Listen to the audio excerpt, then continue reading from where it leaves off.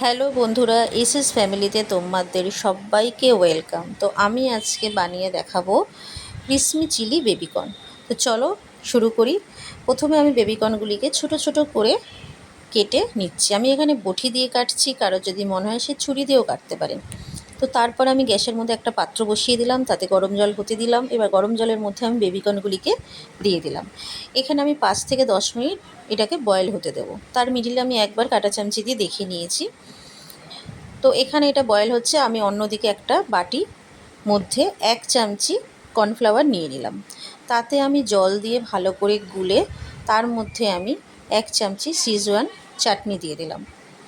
Szechuan চাটনি দিয়ে আমি ভালো করে তাকে মিশ্রণটি গুলে নেব।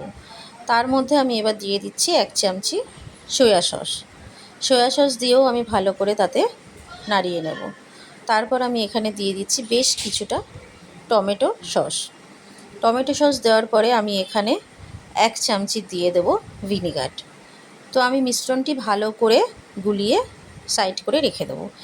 এদিকে আমার বেবিকর্নগুলি কিন্তু বয়েল হয়ে গেছে। একে আমি ছেঁকে নিয়ে তার মধ্যে 1 চামচি আমি দিয়ে দিচ্ছি কর্নফ্লাওয়ার। একটা বাটির মধ্যে আমি এটা নিয়ে নিলাম। 1 চামচি কর্নফ্লাওয়ার দেওয়ার পরে আমি এর মধ্যে দিয়ে দেব কিছুটা গোলমরিচের গুঁড়ো। আর কালারের জন্য আমি এখানে ইউজ করছি সামান্য কাশ্মীরি লঙ্কা। তো ভালো করে এটা মিশ্রণটি মাখিয়ে আমি হালকা আঁচে সবকটা ফ্রাই করে নেব। সবকটা বেবিকর্নকে আমি কিন্তু এক এক করে ফ্রাই করে নিয়েছি। তো দেখো আমার বেবিকর্নগুলি সব ফ্রাই হয়ে গেছে। তারপরে আমি এখানে একটা কড়াই বসিয়ে দিলাম, অল্প সাদা তেল দিলাম। তার মধ্যে আমি বেশ কিছুটা রসুন কুচি এবং দুটো লঙ্কা কুচি নিয়ে ফোড়নে দিয়ে দিলাম।